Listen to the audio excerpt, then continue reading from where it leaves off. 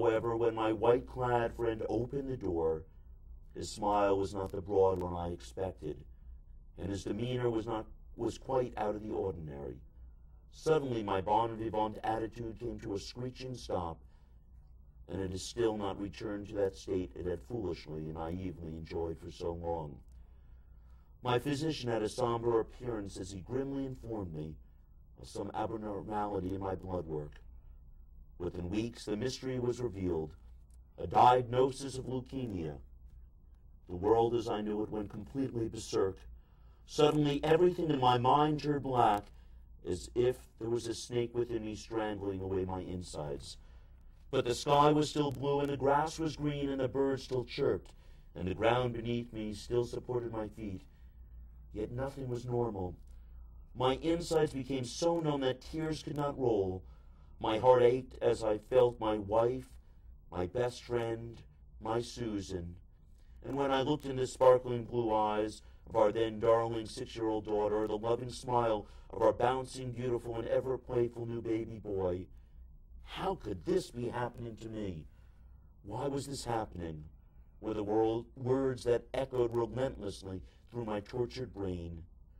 The doctors were certainly unable to provide a reason, and so I turned to God repeatedly with this very question, wondering if the Eternal One could hear me, if the Almighty had ever heard me, and if the pleas of any of us are ever truly heard.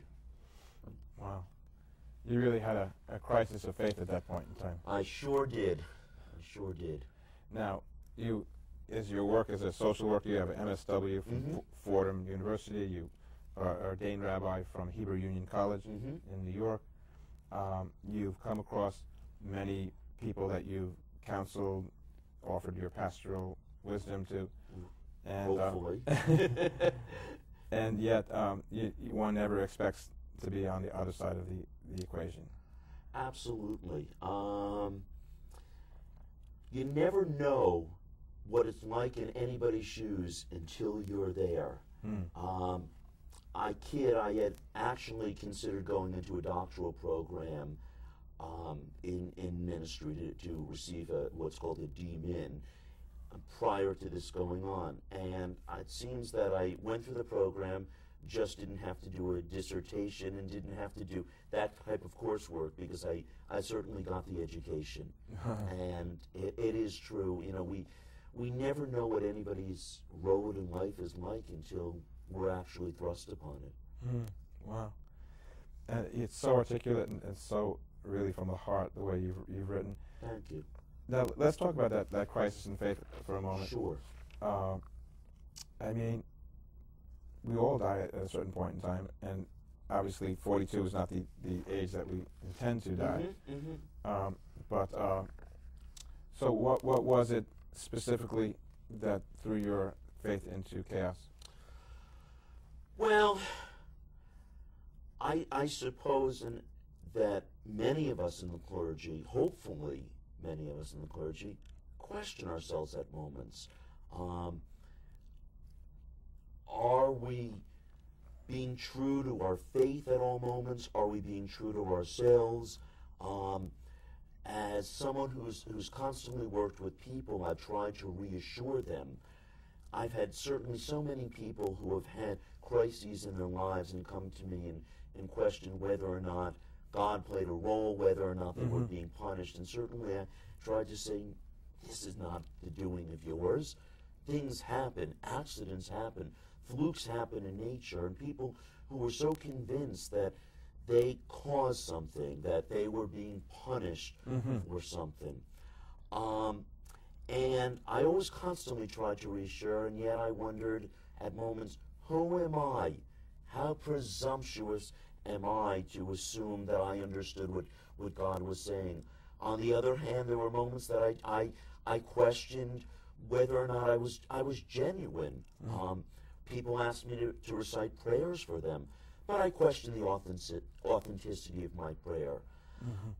When this came about in my life, yes, there was that true crisis of faith because I thought, maybe I've been a fraud all these years. Yes, I approached people with love and compassion, but maybe I was wearing the cloak of the rabbi, the clergy person. Or maybe everything was meant to be and my life was meant to come to an end. I had my second child. Maybe I had done my work, which I didn't consider was nearly done.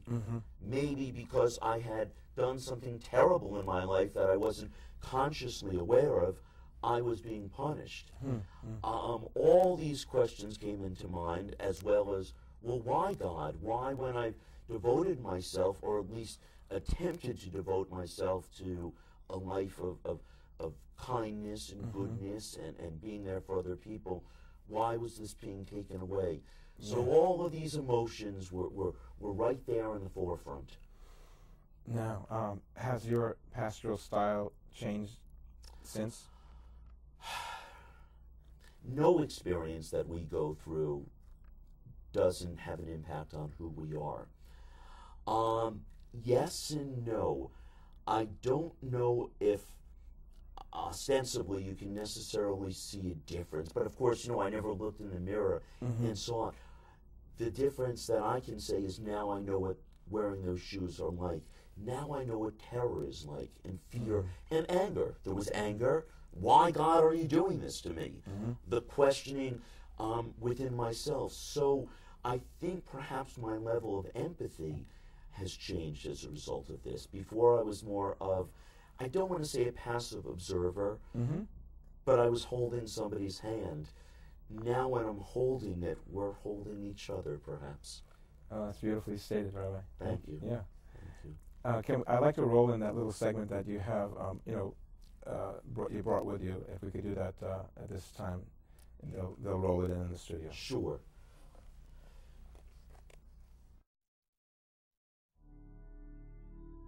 And it was routine blood test. After 3 or so weeks of waiting for the results to come back, there was a message, and the doctor said, "Andrew, I need to speak with you about the results of your blood test." He told me that I had the Philadelphia chromosome, which is the primary characteristic of CML, or chronic myelogenous leukemia. Was then told that the only way that I could survive would be a bone marrow transplant. My only brother, who I had been told was a match, I discovered then was not a match. And pulling my daughter into the hallway, I told her that Daddy had an illness. All I could think is, you're going to grow up without the daddy who loves you.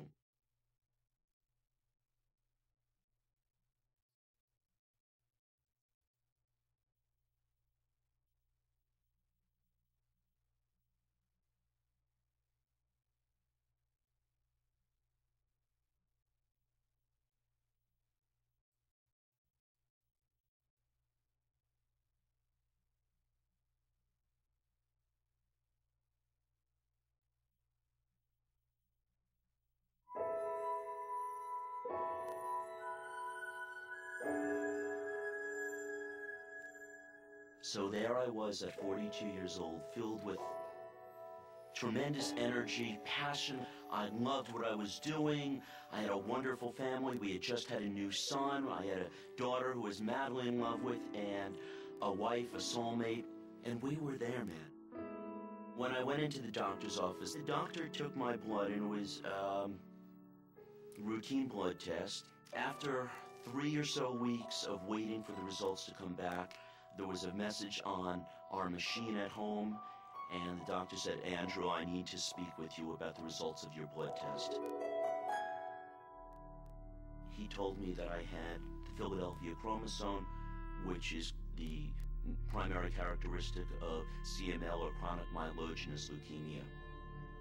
Was then told that the only way that I could survive would be a bone marrow transplant. Just as I was finding this out, was right before the high holidays, and my precious darling 6-year-old was about to begin first grade, and then find out that my only brother, who I had been told was a match, I discovered then was not a match. And pulling my daughter into the hallway, because there was so much commotion going on in the house, and I told her that Daddy had an illness. I wanted to put it in an upbeat way, but all I could think is, you're going to grow up without the daddy who loves you. I decided, since I had been a chaplain at Sloan Kettering, and knew them to be a phenomenal medical center, even though at the same time I was looking at transplants in different centers and so forth, and trying to get myself on a donor list and so forth. I decided I would go to Sloan. I made an appointment with a leukemia specialist who said, let's try on Gleevec. And I got that magic. The next bone marrow biopsy I had was 56 days later. And I walked in, and he handed me a piece of paper and it said, no evidence, no trace of the Philadelphia chromosome.